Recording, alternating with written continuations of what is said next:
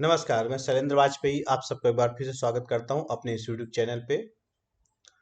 उम्मीद करते हैं आपने अभी तक मेरे जितने वीडियो देख लिए होंगे और एंजॉय किया होगा। साथ में आपके गेम में कुछ ना कुछ सकारात्मक फर्क पड़ा होगा। सकारात्मक मीन्स कि आपका गेम इम्प्रूव हुआ होगा और आप उससे कुछ लगातार लर्न कर रहे होंगे। मैंने बेसिकली ये चैनल बनाया था ताकि आप लोगों को कुछ इसके द्वारा सिखाया जा सके और कुछ आप शतरंज में अपना जो भी स्टैंडर्ड है उसको इम्प्रूव कर सके।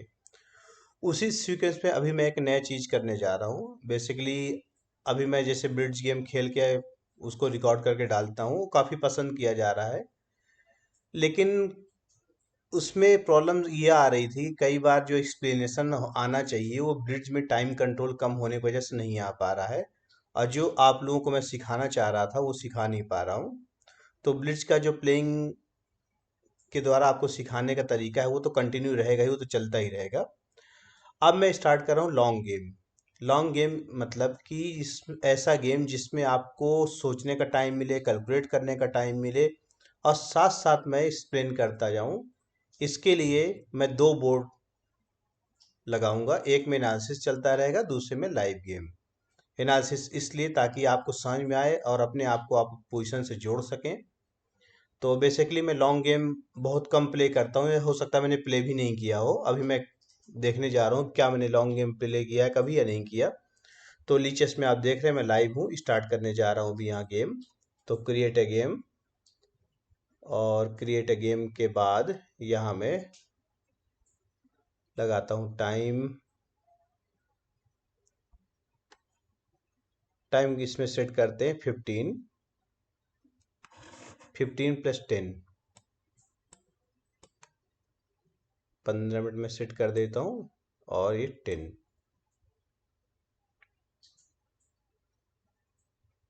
और मुझे अभी इसमें पता नहीं कि 15-10 में मेरी रेटिंग कितनी है, या मैंने कभी इसमें गेम खेला भी है या नहीं खेला। अब मैं यहाँ चैलेंज कर रहा हूँ। ओके, अभी अपोनेंट आएगा, गेम स्टार्ट होगा। इस वीडियो को या इस तरह की वीडियो आगे मैं जो बनाऊंगा इसमें बहुत ध्यान से देखिएगा और उसमें आपको बहुत कुछ सीखने को मिलेगा। तो अभी जैसे मेरी रेटिंग अब विंडो में दिख रहा होगा 1500 है, क्योंकि मैंने कभी लॉन्ग गेम शायद प्ले ही नहीं किया लेचीज पे। तो मैं देखता हूँ अभी इसमें कोई और अपोनेंट ऑप्शन है अवेलेबल है जिसको मैं सिलेक्ट कर सकूँ। एक 15-0 आ रहा है, लेकिन 15-0 में आपको एक्सप्लेन करने में कहीं टाइम प्रेशर आ गया तो प्रॉब्लम हो सकती है। और 15 + 15, अच्छा मैंने 15 + 15 चैलेंज किया है शायद, इसलिए कोई नहीं आ रहा। मैं इसको 15 + 10 कर देता हूँ। इसको थोड़ा सा फिर से बदल देते हैं, 15-10 कर देते हैं।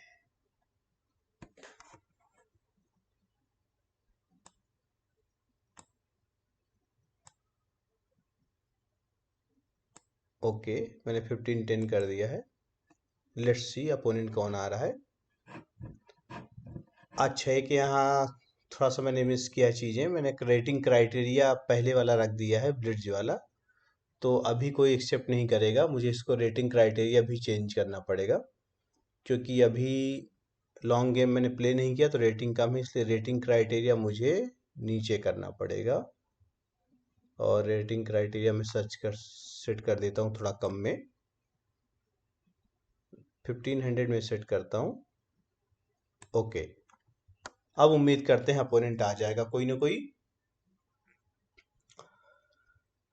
तो लेफ्ट साइड जो है वो चेस बेस का है सॉफ्टवेयर, जिसमें मूव चलूंगा केवल, और राइट साइड में लीचेस में लाइव है।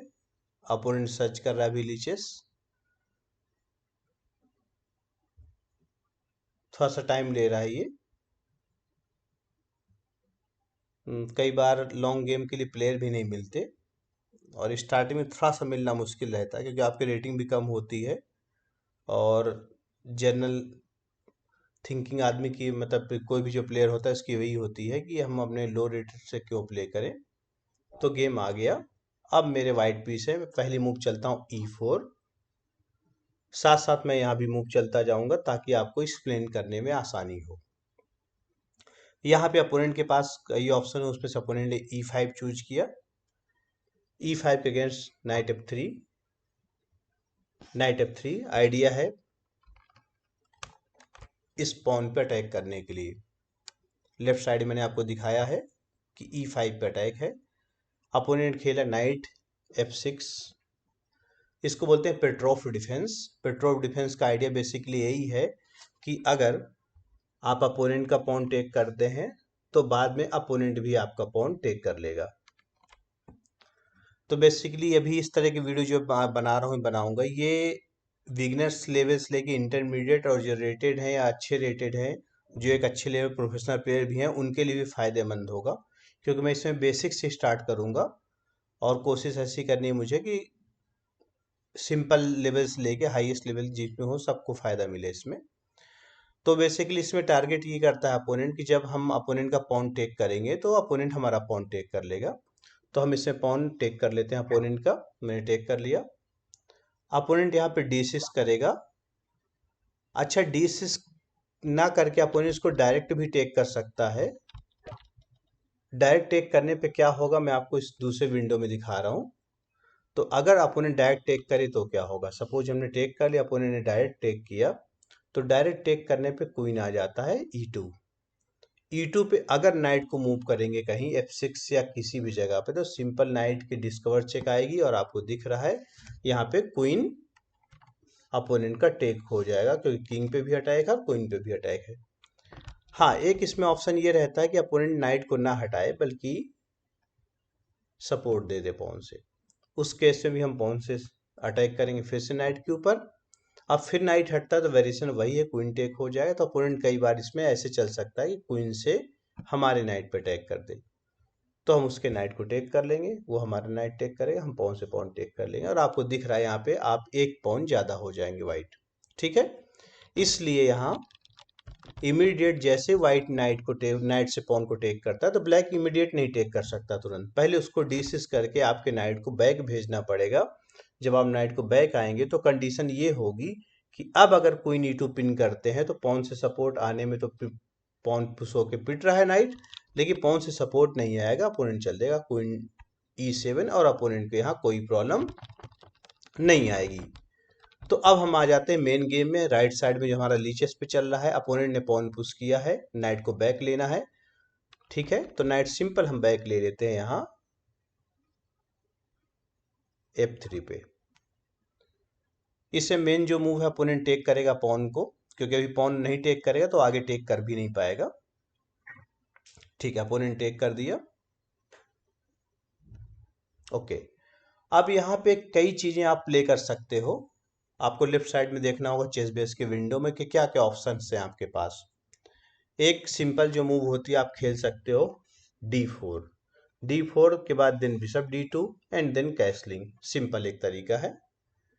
और लेटर ऑन आप जब ये पॉन आगे आके सपोर्ट देता है कभी बिशप D3 के बाद, तो आप उसको ब्रेक देने की कोशिश कर सकते हैं C4 पॉन पुश करके। और जब C4 पॉन पुश करेंगे तो D5 पॉन पे अटैक आएगा। एक तो ये स्ट्रक्चर खेल सकते हैं आप। एक यहाँ पे स्ट्रक्चर खेल सकते हैं आप कि सिंपल यहाँ क्वीन E2 आ जाइए, क्वीन E2 के बाद पीस डेवलप करिए, वो भी खेला जा सकता है। एक यहाँ पे स्ट्रक्चर जो मैं आपको रिकमेंड करूंगा खेलने के लिए, नाइट C3।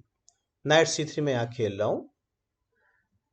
अच्छा, नाइट C3 में आपको लग रहा होगा जब नाइट इंटू नाइट होगा तो पॉन इंटू करने पे पॉन डबल होंगे ना, और ये भी लग रहा होगा कि आपको पता होगा, बताया भी गया होगा कि डबल पॉन अच्छे नहीं होते। हाँ, डबल पॉन में प्रॉब्लम होती है, लेकिन ये कोई यूनिवर्सल ट्रुथ नहीं है। ऐसा कोई सार्वभौमिक सत्य नहीं है कि हमेशा ये सही हो कि जब डबल पॉन होंगे तो आपको प्रॉब्लम आएगी ही आएगी। कुछ चीजें पे कंडीशन पे डिपेंड करती हैं। डबल पॉन भी वही है, कई बार डबल पॉन आपके लिए बेनिफिशियल भी हो सकते हैं, मतलब आपके लिए अच्छे हो सकते हैं, और कई बार आपके लिए प्रॉब्लम भी क्रिएट कर सकते हैं। तो यहाँ पे डबल पॉन जब होगा यानी कि नाइट से टेक होगा, तो डबल पॉन इसलिए उतनी प्रॉब्लम नहीं आएगी आपको, या ये डबल पॉन प्रॉब्लम नहीं क्रिएट करेगा, क्योंकि देन आप आराम से बिशप को डेवलप कर लेंगे, क्वीन को D2 आ जाएंगे, कैसलिंग हो जाएगी, फिर बिशप D3 आएंगे, और आपको दिख रहा है कि फिर अपोनेंट के किंग साइड में जब अपोनेंट कैसलिंग करेगा आप अटैक लॉन्च कर सकते हैं। आई होप कि आपको आइडिया क्लियर हो गया कि नाइट C3 क्यों खेला गया है। अब अपोनेंट सोच रहा है, जब भी अपोनेंट सोचे तो ध्यान रखें आप उस टाइम का यूज करना सीखिए। अपोनेंट के टाइम का यूज करना आपको सीखना मस्ट है। आपको एक्चुअली बोर्ड का हर एक सेकंड यूज करना होता है। जब आप बोर्ड का हर एक सेकंड यूज करेंगे, यानी कि कोई भी टाइम में खाली आपको नहीं बैठना है अपोनेंट के वेट करने के लिए कि अपोनेंट चलेगा तब हम सोचेंगे, नहीं, ये एटीट्यूड बहुत ही गलत है। अगर आपको चेस में सक्सेस चाहिए तो आपको इन्वॉल्व होना पड़ेगा बोर्ड पे, 100% कंसंट्रेशन चाहिए, और आपको हर एक सेकंड बोर्ड का यूज करना होगा, हर एक क्षण आपको यूज करना होगा। तो अपोनेंट ने टेक कर दिया है, मैंने भी टेक कर लिया। अब यहाँ अपोनेंट जो मेन मूव है बिशप E7 डेवलप करेगा, वो बिशप F5 या फिर नाइट F6। तो आप थोड़ा थोड़ा देखिए कि बिशप E7 जब डेवलप करेगा तो आप क्या खेलेंगे, यहाँ सोचने की कोशिश करिए आप साथ साथ। तो जब भी ना अपोनेंट की मूव हो तो आप अपोनेंट की बेसिक आइडिया जो हो या अपोनेंट चलने वाला वो कैलकुलेट करते रहिए। लाइक वाइज की नाइट C6 अगर अपोनेंट डेवलप करता है तो आप क्या खेलेंगे, बिशप E7 डेवलप करता है तो क्या खेलेंगे, और बिशप F5 डेवलप करता है तो क्या खेलेंगे, या क्वीन E7 चेक देता है तो क्या खेलेंगे, ये सब कैलकुलेट करते रहिए। और जैसे मैंने बताया था अपोनेंट की मेन मूव यहाँ पे है बिशप E7। अब बिशप E7 पे वाइट को डेवलप करना है पीसेस को। वाइट अगर क्वीन साइड में कैसलिंग करना चाहता है तो पहले बिशप को हटाना पड़ेगा। अब बिशप हटाने के लिए E3 और F4 दो मेन मूव हैं। अब आप डिसाइड करिए F3 सॉरी E3 या फिर F4। नॉर्मली मैं F4 प्ले करता हूँ इस तरह की सिचुएशन में बिशप को, लेकिन फिलहाल अभी मेरा मन हो रहा है E3 करने का बिशप को। तो यहाँ पे मैं बिशप को चल देता हूँ E3। E3 के फायदे ये हैं थोड़ा सा कि ये जो पर्टिकुलर आप स्क्वायर देख पा रहे हैं, मैं आपको इसमें दिखा रहा हूँ, इस स्क्वायर पे भी अटैक होगा बिशप का, और कभी भी रुख अगर आता है तो ये फाइल बंद रहेगी, तो आपके ऊपर उतना डेंजर नहीं आएगा। लेकिन ये ऐसी कोई बहुत सॉलिड चीज नहीं है जिससे आप बिशप E3 खेलें। बिशप F4 भी प्लेबल है और खेला जा सकता है। ठीक है, तो E3 हो गई मूव यहाँ पे। अब अपोनेंट की मूव है, अपोनेंट नेक्स्ट मूव में कैसलिंग करने वाला है। ठीक है, अपोनेंट ने कैसलिंग नहीं की, 6-6 किया है। अब C6 पे आप लेफ्ट साइड बोर्ड पे देखिए, ये जो पॉन है D6, जब C6 हो गया तो ये अपोनेंट का पॉन है D6, ये बैकवर्ड पॉन हो सकता है, लेकिन जब भी इस पे प्रेशर आएगा तो ये अब आगे बढ़ जाएगा, D5 आ जाएगा। तो अब आपको ये डिसाइड करना है कि क्या इस वीकनेस का जो D6 में क्रिएट हो रही, जो बन रही है, इसको एक्सप्लॉइट हमें करने के लिए अभी कुछ करना है, या फिर सिंपल हमें डेवलपमेंट पूरा करना है। अब अगर एक्सप्लॉइट करने की बात करें तो कैसे कर सकते हैं एक्सप्लॉइट। एक्सप्लॉइट आप ये कर सकते हैं कि इस पॉन को आप C4 ले आइए, ऐसे। अब C4 आएगा तो D5 जब भी पुश होगा तो उसका पॉन सिंगल हो जाएगा, जिसको हम बोलते हैं चेस के लैंग्वेज में आइसोलेटेड पॉन। वो पॉन अकेला हो जाएगा और उस पर आप अटैक करके उसको विन करने की कोशिश कर सकते हैं, या एटलीस्ट ये सोच सकते हैं कि विन होगा। लेकिन जब C4 करेंगे तो कहीं ना कहीं ये भी एक थॉट है कि आपका डेवलपमेंट भी कंप्रोमाइज होगा। जो आप डेवलपमेंट टाइमली करके गेम को कंटिन्यू कर सकते हैं, उसमें आप C4 चलने में एक मूव खर्च कर रहे हैं। तो हमें डिसाइड ये करना है कि C4 हम करें या फिर ना करें। तो जैसे ये वीडियो अभी चल रहा है, इसमें आप C4 करें या ना करें, मेरा क्वेश्चन है। तो इस पे आप वीडियो चाहे तो पॉज करके डिसाइड करिए कि आपके हिसाब से क्या लग रहा है कि C4 किया जाए या ना किया जाए। अगर ना किया जाए तो क्या करें, कैसलिंग करें क्वीन D2 करके लॉन्ग कैसलिंग, या फिर बिशप D3 करके शॉर्ट कैसलिंग। दोनों तरीके यहाँ पे पॉसिबल हैं खेलने के। बिशप D3 लॉन्ग कैसलिंग की जगह शॉर्ट कैसलिंग, या फिर क्वीन D2 और लॉन्ग कैसलिंग। ठीक है, तो कई बार चेस में फ्लेक्सिबिलिटी बहुत इंपॉर्टेंट होती है। वैसे तो लाइफ में फ्लेक्सिबिलिटी इंपॉर्टेंट है। फ्लेक्सिबिलिटी मीन्स ये हुआ कि आप किसी एक थॉट पे बंधे मत रहिए, क्योंकि लाइफ कई बार या बोर्ड हमें सिचुएशन ऐसी देता है कि टाइम टू टाइम हमको अपने थॉट प्रोसेस को या अपने थिंकिंग को रिव्यू करना होता है और अकॉर्डिंग टू सिचुएशन उसको ढालना होता है। नॉर्मली जब मैंने एक्सप्लेन किया था तो आपको बताया था शुरू में कि यहाँ पे क्वीन D2 करके लॉन्ग कैसलिंग किया जा सकता है, ठीक। लेकिन यहाँ एक चीज और भी है कि अब हमारे पास फ्लेक्सिबिलिटी है। फ्लेक्सिबिलिटी क्या है कि अगर हम बिशप D3 कर दें पहले, तो हम क्वीन D2 करके आगे चल के लॉन्ग कैसलिंग भी कर सकते हैं और शॉर्ट कैसलिंग भी कर सकते हैं। हम जो चाहें वो प्ले कर सकते हैं। तो जो बिशप D3 है हमको वो ज्यादा फ्लेक्सिबिलिटी देगा। तो बिशप D3 भी पॉसिबल है और क्वीन D2। तो फिर यहाँ से वीडियो को थोड़ा सा पॉज करके आप सोच सकते हैं कि क्वीन D2, बिशप D3 या फिर C4। अच्छा, कुछ तरह की पोजीशन पे जनरल परसेप्शन होता है और क्वेश्चंस भी कई बार ऐसे आते हैं आप लोगों के या फिर जो मेरे स्टूडेंट हैं उनके, कि जैसे पर्टिकुलर किसी पोजीशन पे बेस्ट मूव क्या है, या फिर आप पूछ सकते हैं कि E4 फर्स्ट मूव बेटर है या D4। तो कुछ क्वेश्चंस के आंसर कोई सॉलिड नहीं होते, उनका उत्तर देना पॉसिबल नहीं होता, या फिर ये कह सकते हैं कि एक से ज्यादा उत्तर हो सकते हैं। तो जैसे इस तरह की पोजीशन पे है, C4 भी ठीक है, प्लेबल है, खेला जा सकता है। क्वीन D2 भी ठीक है, बिशप D3 ठीक है, इवन कि बिशप E2 भी प्लेबल है। तो आपके चॉइस पे डिपेंड करता है कि आपको क्या अच्छा लगता है, ठीक। वैसे ही जैसे मैं छोटे बच्चों को जो समझाता हूँ क्लास में, तो मान लीजिए ब्रेकफास्ट करना है, तो ब्रेकफास्ट में आपको कोई चीज़ पसंद हो सकती है, मुझे कुछ और पसंद हो सकती है। मैं ये नहीं कह सकता हूँ कि मेरी पसंद आपसे अच्छी है या आपकी पसंद मुझसे अच्छी है। तो वो अपनी अपनी चॉइस है। ऐसे ही यहाँ भी C4 भी प्ले किया जा सकता है पॉन को, बिशप D3 भी प्ले किया जा सकता है, क्वीन D2 भी प्ले कर सकते हैं। तो मैं यहाँ जा रहा हूँ बिशप D3 के साथ और बिशप D3 प्ले करता हूँ यहाँ पे। और आपको दिख रहा है टाइम भी थोड़ा थोड़ा जा रहा है, 7 मिनट मेरे पास है। तो अब आपको समझ में आ रहा होगा ये वीडियो बनाने का मेरा पर्पज क्या था, कि इसमें आपको एक्सप्लेन करने का मेरे पास ज़्यादा टाइम मिल रहा है। प्रैक्टिकली अगर आप एक्सप्लेनेशन बोर्ड के देखें प्रैक्टिकल गेम का, और प्रैक्टिकल आप उसको अपने गेम पे अप्लाई करें, तो आपको मिडिल गेम, ओपनिंग या एंड गेम के सेपरेट प्रिपरेशन करने की जरूरत बिल्कुल नहीं पड़ेगी। आप इसी पर्टिकुलर एक तरीके से हर एक चीज को सीख सकते हैं। तो बेसिकली कई बार अभी खासकर मैं जो वर्क कर रहा हूँ अपने स्टूडेंट के साथ, तो मैं उसमें लाइव गेम उनके साथ प्ले करता हूँ या उनको कराता हूँ और लाइव गेम उनको एक्सप्लेन करता हूँ, तो उसका बहुत अच्छा रिजल्ट आ रहा है। चलिए बिशप D3।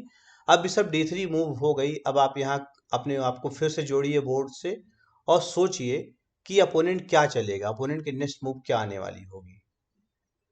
तो अपोनेंट कैसलिंग कर सकता है और opponent bishop G4, bishop G4 किस लिए, नाइट को पिन करते हुए। तो दो मेन मूव है आपको कैलकुलेट करना है, एक बिशप G4 और एक कैसलिंग। तो इन बिटवीन अपोनेंट ने मूव चल दी, अपोनेंट ने मूव चला है नाइट को D7। अब आप थोड़ा सा फिर वीडियो को पॉज करिए, सोचिए नाइट D7 क्यों आया है, और नाइट D7 के बदले में या इसके बाद आपको क्या चलना होगा, मतलब इसका आप रिस्पॉन्स कैसे करेंगे। तो नाइट D7 बेसिकली इसलिए भी आ सकता है ताकि नाइट को कभी C5 या फिर E5 आके D3 जो बिशप है उस पर अटैक लाया जा सके। यानी कि एक ये भी तरीका हो सकता है अटैक लाने का, और एक ये हो सकता है। अब यहाँ पे आपके पास ऑप्शन फिर से वही है, डिसाइड करना है कि क्वीन D2 या फिर कैसलिंग। तो जैसे यहाँ पे आपने देखा कि वाइट कोशिश कर रहा था फ्लेक्सिबिलिटी बनाने की, कि वाइट लेटर ऑन चूज करेगा कि उसको शॉर्ट कैसलिंग करना है या लॉन्ग कैसलिंग। में भी हो सकता है यही थॉट प्रोसेस अपोनेंट का भी हो, वो भी सोच रहा होगा कि हमको लॉन्ग कैसलिंग करना है या शॉर्ट कैसलिंग। तो यहाँ पे टाइम भी थोड़ा सा बचाना है, तो अभी मैं कर लेता हूँ यहाँ शॉर्ट कैसलिंग। अब आपका क्वेश्चन हो सकता है शॉर्ट कैसलिंग क्यों, लॉन्ग क्यों नहीं। लॉन्ग कैसलिंग भी प्लेबल है, शॉर्ट कैसलिंग भी प्लेबल है। ऐसे कोई बहुत मेजर डिफरेंस नहीं है, दोनों आप खेल सकते हैं। बेसिकली यहाँ पे मुझे शॉर्ट कैसलिंग ज़्यादा पसंद होता है इस तरह की पोजीशन पे नेचर में, लेकिन अभी टाइम कम है और आपको एक्सप्लेन भी करना है। इसलिए एक्सप्लेन करने के लिए और मूव चलने के लिए मुझे थोड़ा टाइम बचाना होगा। तो क्वीन D2 कई बार ज़्यादा कॉम्प्लिकेशन हो सकता है कैसलिंग लॉन्ग। तो यहाँ शॉर्ट कैसलिंग करके कुछ सिंपल मूव चलूंगा, ताकि आपको ये भी समझाया जा सके सिंपल सिंपल गेम खेल के भी आप गेम को विन कर सकते हैं। ठीक है, तो अपोनेंट ने यहाँ पे मूव चल दी ही थी अभी नाइट D7 और हमने कर लिया कैसलिंग। अब अपोनेंट की मूव क्या होगी ये साथ में आप कैलकुलेट करते रहिए। फिर मैंने जैसे बताया था अपोनेंट की मूव आ सकती है कैसलिंग। अपोनेंट ने यहाँ पे नाइट F6 चला है। अब बेसिकली आप देख के समझ गए होंगे कि नाइट जो मूव, मतलब ये जो नाइट आया है ये 2 बार बोर्ड में मूव कर चुका है। और आ कहाँ रहा है ये नाइट? अब G4 के अलावा कहीं जगह नहीं है। तो यहाँ पे अपोनेंट धीरे धीरे करके अपनी मूव खराब कर रहा है, मतलब अपना टाइम खराब कर रहा है। ये जो वीक प्लेयर होते हैं उनके ये लक्षण है कि आप अपनी मूव ऐसे चलते हैं जब आपके पीसेस एक से ज़्यादा मूव करें, या जहाँ पे उसको बेस्ट स्क्वायर मिल रहा हो सिंपल एक मूव में, उसकी जगह पे आप बेस्ट स्क्वायर उसको 3 मूव में ढूंढने की कोशिश करें। तो आप यहाँ पे धीरे धीरे क्या करेंगे, अपना मूव खराब कर रहे हैं और डेवलपमेंट से आप कंप्रोमाइज कर रहे हैं। कंप्रोमाइज मतलब कि डेवलपमेंट आपका स्लो हो जाएगा। तो अब नाइट आ कहाँ रहा है पहले ये समझते हैं। नाइट आ रहा है G4, तो नाइट आ रहा है यहाँ पे, यहां से आ सकता है G4, और G4 पे आने के बाद बिशप पे अटैक आएगा।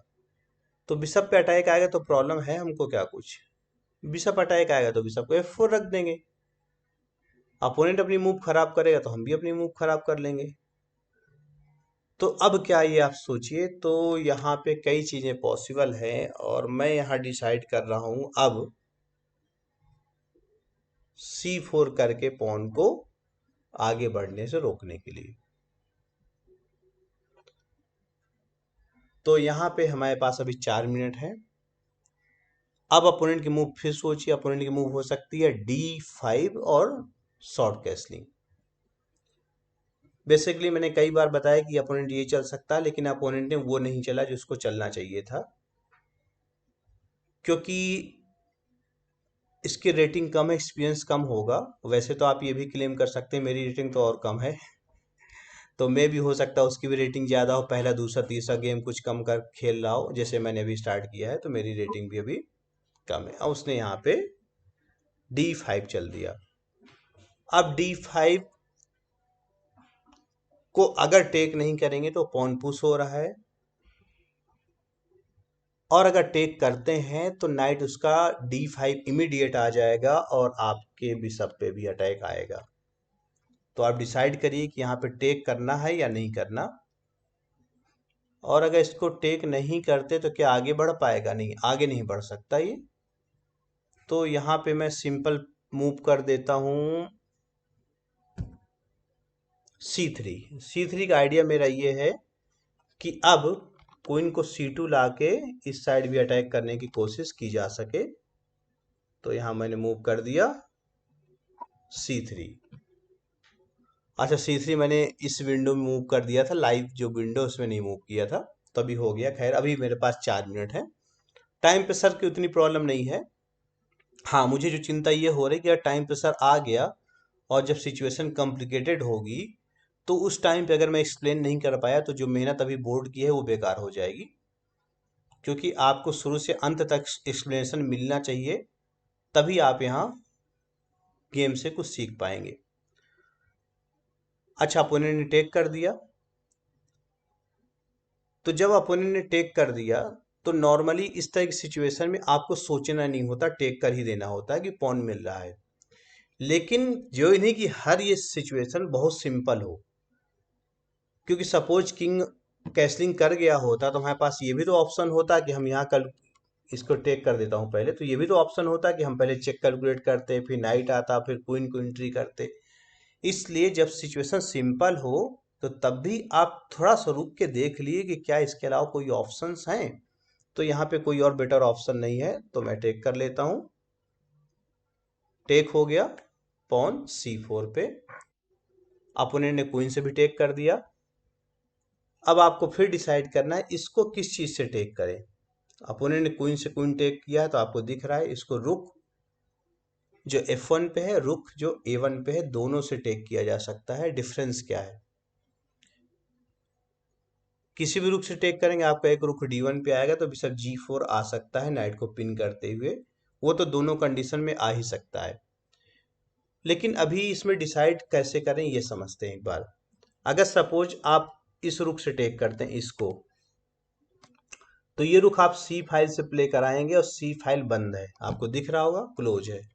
लेकिन अगर आप इस रुख को लाएंगे यहाँ, देन अगर आप इस रुख को प्ले कराएंगे ई फाइल पे, ई फाइल ओपन है, यानी कि बेटर ऑप्शन ये होगा कि इसको टेक करिए किससे, ए वाले रुख से। तो मैंने ए वाले रुख से टेक कर दिया है और टाइम प्रेशर हम लोग के ऊपर लगातार बढ़ रहा है। अपोनेंट ने पिन कर लिया नाइट को। डिसाइड करिए अब इस पिन से आप कैसे फ्री होंगे। ये जो पिन किया है अपोनेंट ने, इसको कैसे बचाना है या नहीं बचाना।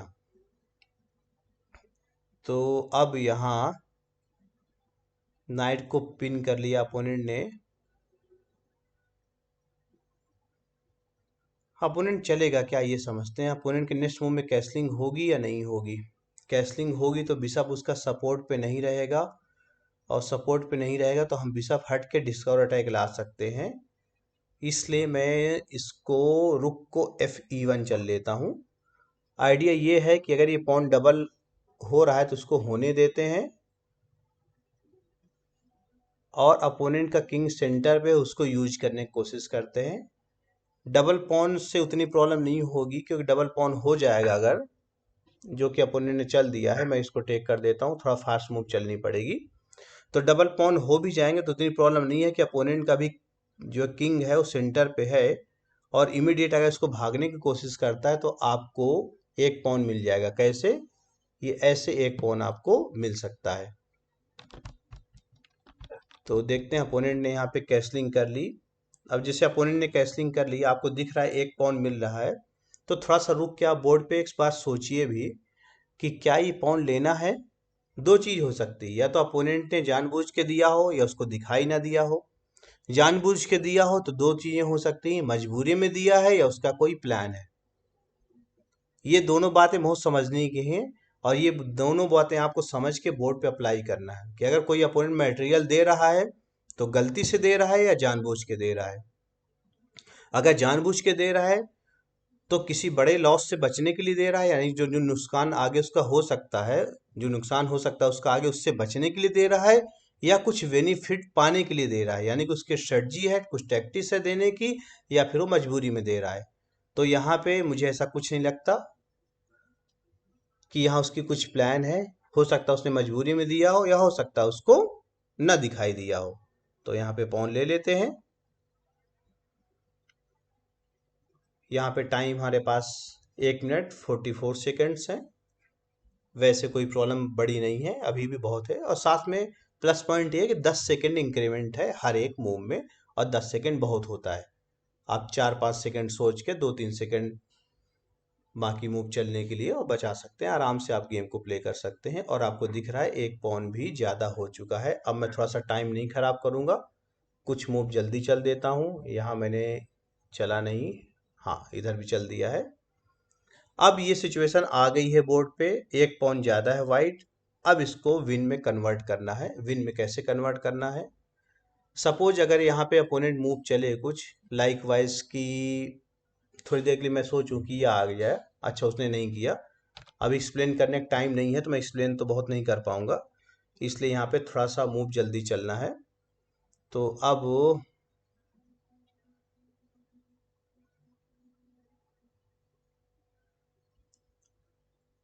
यहाँ पे टाइम जा रहा है। अब यहाँ प्लान कैसे किया जाए।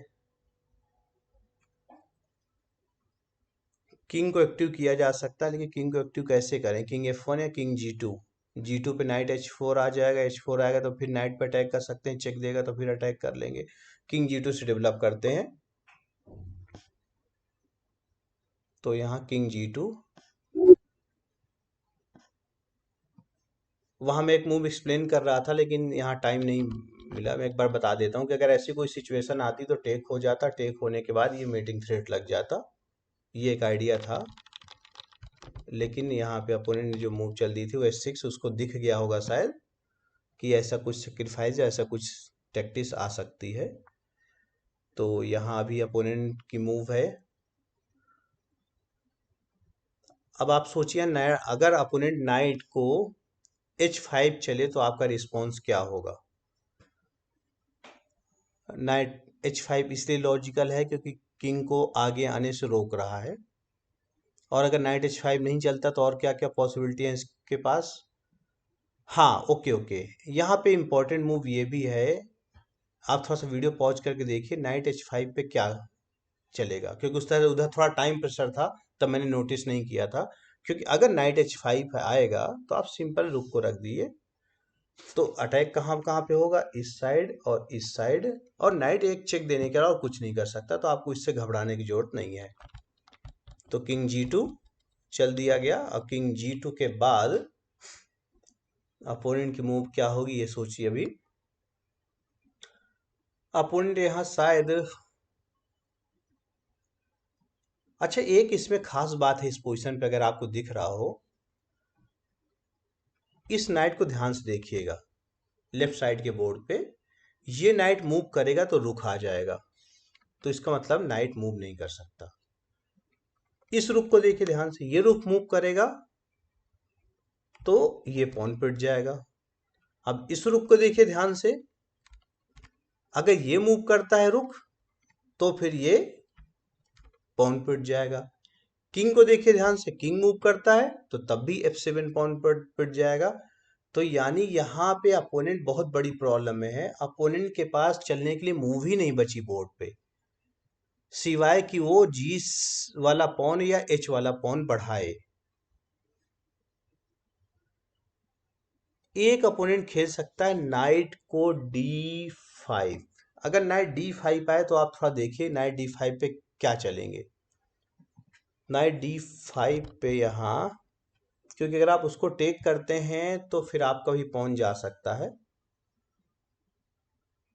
तो नाइट D5 पे थोड़ा सा कैलकुलेट करिए, सोचिए नाइट D5 पे क्या मूव होगी वाइट की। नाइट D5 के अलावा अपोनेंट चल सकता है पॉन को G6 पुश। तो G6 को भी आप कैलकुलेट कर सकते हैं कि G6 जब पुश होगा तो क्या चलेंगे, यानी कि अगर अपोनेंट G6 पुश कर देता है तो आपका रिस्पॉन्स क्या होगा, ये भी कैलकुलेट करिए। अच्छा, अपोनेंट ने यहाँ पे कंप्रोमाइज किया और अपोनेंट ने यहाँ रुक को मूव किया है, और अपोनेंट यहाँ पॉन दे रहा है, तो पॉन ले लेना चाहिए। पॉन लेने में क्या प्रॉब्लम है, एक चेक ही तो है, चेक से कोई ऐसी दिक्कत तो है नहीं। अच्छा, रुक चेक दे दिया, चेक देने पे कहाँ हटेंगे आप किंग, ये आप थोड़ा सोचिए। F1 S3 या H1, तो नेचुरल है, आपको तुरंत ही दिख जाएगा कि F1 ही एक लॉजिकल मूव जिससे किंग गेम में होगा, और H1 या S3 जाए तो कट ऑफ हो जाएगा, यानी बोर्ड से बाहर चला जाएगा एक तरह से। तो फिर यहाँ F1 मूव कर दिया गया। अच्छा, अब नाइट को मूव किया अपोनेंट ने। हाँ, अब नाइट क्या कर रहा है यहाँ,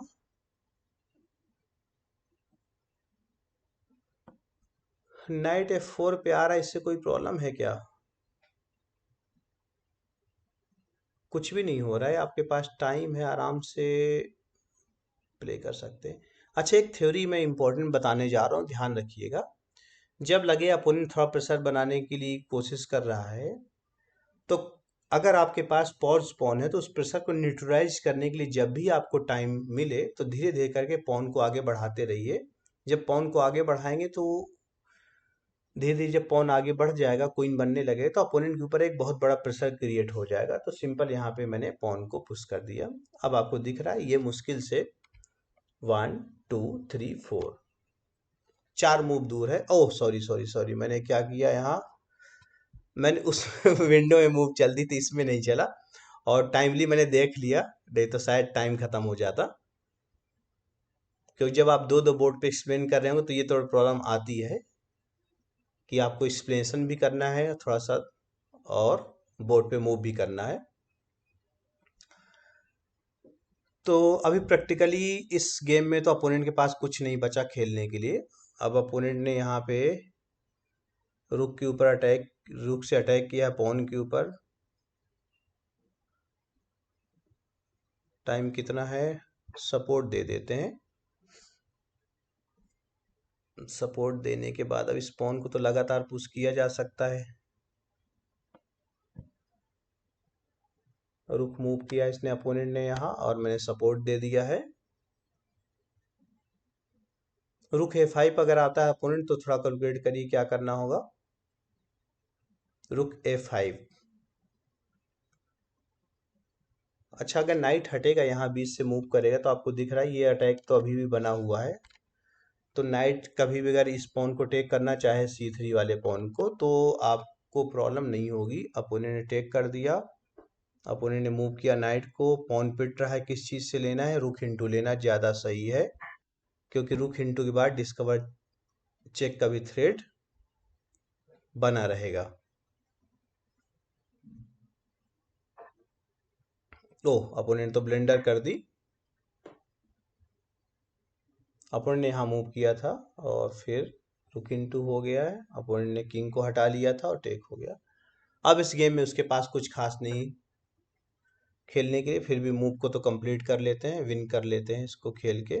इसको एक बार और आगे बढ़ा देता हूँ। ये थोड़ा सा शायद गलत मूव हो गई, जरूरत नहीं थी इसकी, क्योंकि पॉन पुश पे पॉन इंटू पॉन हम नहीं कर पाएंगे। ओहो, हाँ, G5 आता तो पॉन इंटू पॉन नहीं कर पाएंगे, क्योंकि रुक की चेक दे के ए वाला रुक पिट रहा होगा।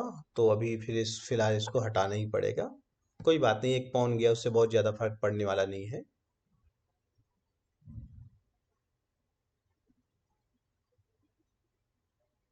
अपोनेंट पॉन से पॉन टेक करेगा,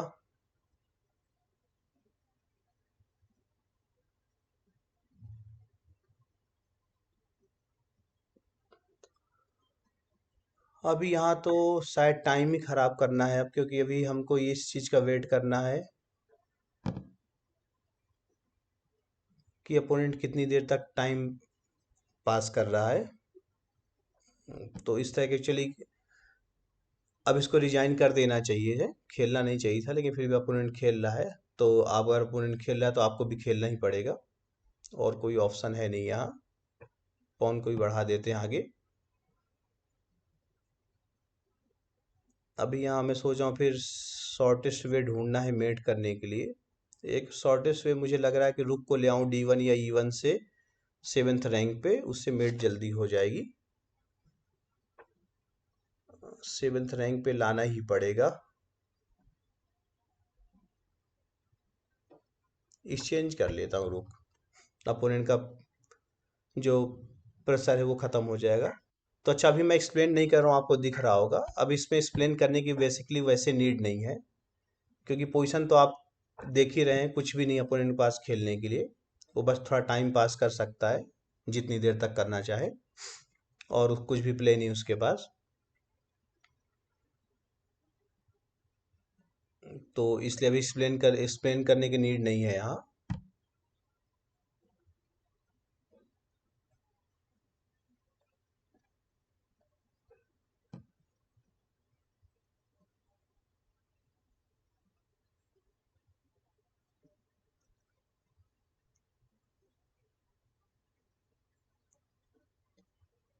अब यहाँ शायद मेट इन 3-4 हो रहा है कुछ, कैलकुलेट कर लीजिए आप।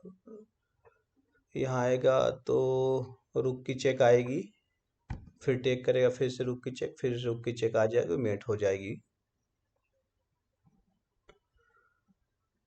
अभी यहाँ पे, हाँ, अब तो नेक्स्ट मूव में मेट है, कुछ भी नहीं है। तो यहाँ पे मेट कर देते हैं और गेम ये खत्म हो गया। उम्मीद करते हैं ये वीडियो आपको पसंद आएगा अभी जब मैं अपलोड करूँगा, और इससे आप बिल्कुल कुछ ना कुछ सीखेंगे, ऐसा मेरा मेरा पूरा विश्वास है। और हाँ, कमेंट जरूर करिएगा। एक कमेंट ये करिएगा, जो एनालिसिस विंडो है चेस बेस की, उसको राइट में रखना है या लेफ्ट में रखना है, यानी कि आपको क्या ठीक लग रहा है, जो मेन गेम चल रहा है वो राइट साइड में हो या लेफ्ट साइड में हो। पहली चीज ये, इसमें ओपिनियन डिफर हो सकते हैं, तो बेसिकली मैं कोशिश करूंगा वो चीज़ करने के लिए जिसमें मेजॉरिटी ऑफ लोग, जो जो पर्सन्स हैं, ज़्यादातर लोगों को जिसमें कंफर्टेबल फील हो, जो उनके लिए ज़्यादा अच्छा हो। और दूसरा, एक चीज़ ये कर सकते हैं कि जो टाइम कंट्रोल है 15+10, ये क्या सफिशेंट है?